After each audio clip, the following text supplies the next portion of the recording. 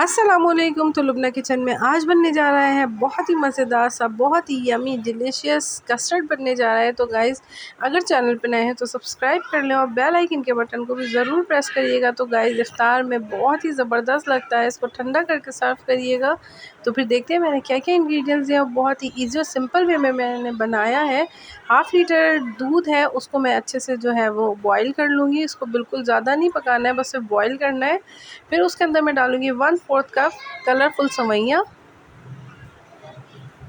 और अगर चैनल पे नए हैं और सब्सक्राइब नहीं करा है तो सब्सक्राइब कर लें। और ये देखें, मैं इसको जब तक पकाऊंगी जब तक कि जो है ये गल नहीं जाएंगी। कम से कम 5 मिनट लगेंगे इनको पकने में। और इसको आप इस तरह जो है वो चेक करते रहिएगा तो ये गल जाएंगे। और ज़्यादा भी मत गलाइएगा क्योंकि उससे जो है वो कस्टर्ड आपका गाढ़ा हो जाएगा बहुत ज़्यादा। 5 मिनट बाद ये सेवइयाँ जो हैं वो गल जाएंगी। अब मैंने 1/4 कप जो है कस्टर्ड पाउडर है, mango custard powder, half cup दूध के अंदर इसको जो है वो मिक्स कर लूँगी। और दूध जो है वो रूम टेम्परेचर पे है, गर्म दूध होगा तो इसके अंदर लम्स बन जाएंगे। ये देखें, हमारी जो सेवइयाँ हैं वो गल गई हैं। ये देखें, और इससे ज़्यादा मत गलाइएगा क्योंकि फिर वो एक जो है वो गाढ़ा सा हो जाता है, वो अच्छा नहीं लगता कस्टर्ड। और कस्टर्ड जो है उसको, कस्टर्ड पाउडर को दूध के अंदर जो है वो अच्छे से मिक्स करके, और जिस टाइम हम डालेंगे उस टाइम भी आप इसको अच्छे से मिक्स करेंगे। और आराम आराम से, पूरा आप मत डाल दीजिएगा, आराम आराम से उसको डालते रहिएगा और इसको इस तरह जो है वो चलाते रहिएगा। कंसिस्टेंसी का भी आपको अंदाज़ा हो जाएगा कि आपको कितना थिक रखना है, क्योंकि ये पकने के बाद और ठंडा होने के बाद जो है इसकी कंसिस्टेंसी जो है वो थोड़ी सी डिफरेंट हो जाती है, थोड़ी और जो है वो गाढ़ा हो जाता है ये। तो ये देखें, मैं आराम आराम से इसको डाल रही हूँ। ये देखें, अब एक उबाल आने के ऊपर जो कस्टर्ड है उसका कच्चा पना जो है वो ख़त्म हो जाता है।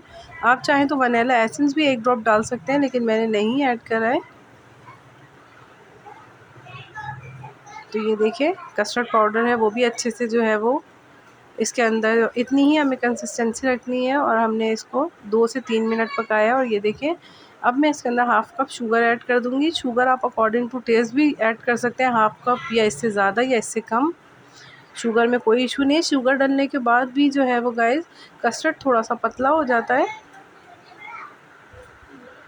तो अगर आपका कस्टर्ड थोड़ा सा पतला हो जाएगा, अगर आप जो है वो ज़्यादा शुगर ऐड करेंगे तो कोई इशू नहीं है। आप थोड़ा सा कस्टर्ड जो है वो दूध हल करके 1 टेबल स्पून दोबारा इसके अंदर डाल सकते हैं।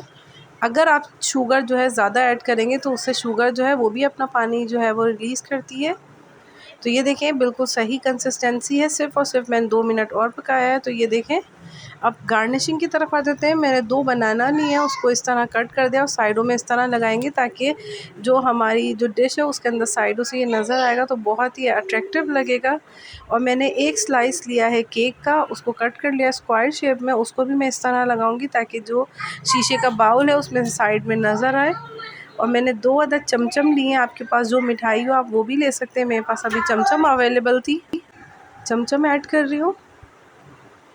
अब मैं इसके अंदर कस्टर्ड ऐड करूँगी, लेकिन कस्टर्ड जो है इस टाइम पे बिल्कुल ठंडा होना चाहिए। अगर गर्म होगा तो ये जो मिठाई है ये भी जो है वो गल जाती है, और जो बनाना डाले हैं वो बिल्कुल पिघल जाएंगे, तो वो मज़ेदार टेस्ट नहीं आता है। कस्टर्ड जब भी हम डालते हैं तो पकाने के बाद उसको ठंडा कर लेते हैं, उसके बाद डालते हैं। अब मैं उसके ऊपर दोबारा से मिठाई यानी चमचम इसके ऊपर जो है वो सेट करूँगी। फिर इसी तरह केक भी सेट करूँगी, और लास्ट जो लेयर है इसके अंदर केक और चमचम सिर्फ मैं ऐड कर रही हूँ। अब जितना भी बचा हुआ जो कस्टर्ड है हम इसके ऊपर वो भी डाल देंगे। ये देखें गाइस, हाफ़ लीटर जो दूध है उससे मैंने कितना जो है कितना ज़बरदस्त सा कस्टर्ड बना है, और एक बाउल पूरा भर के जो है वो रेडी हो गया है। तो अफ्तार में ये बहुत ही मज़ेदार लगता है। अब हम इसको फ्रिज में रख देंगे 15 से 20 मिनट के लिए, ताकि जो ये जब हम इसको सर्व करें अफ्तार में तो ये बहुत ही एक ठंडा ठंडा सा हो रहता है, तो बहुत ही मज़ेदार लगता है। अब मैंने तो मेरे पास ड्राई फ्रूट्स थे, अब मैं उसको वो स्प्रिंकल कर दूँगी, उसको बारीक बारीक कट करके। उसके अंदर बादाम हैं, पिस्ते हैं, और मेरे ख़्याल से इसके अंदर वो भी थी, इसके अंदर किशमिश भी थी। तो आपके पास जो भी ड्राई फ्रूट जो है वो अवेलेबल हो वो आप इसके अंदर ऐड कर सकते हैं। तो ये बहुत ही मज़ेदार सा कस्टर्ड बन के रेडी होता है। अगर चैनल पे नए हैं तो गाइस सब्सक्राइब कर लें और बेल आइकन के बटन को भी ज़रूर प्रेस करिएगा। तो تو اگر گائز میری ریسیپیز اچھی لگتی ہیں تو میرے چینل کو سپورٹ کریں. تو گائز اس کو ٹرائی ضرور کریے گا.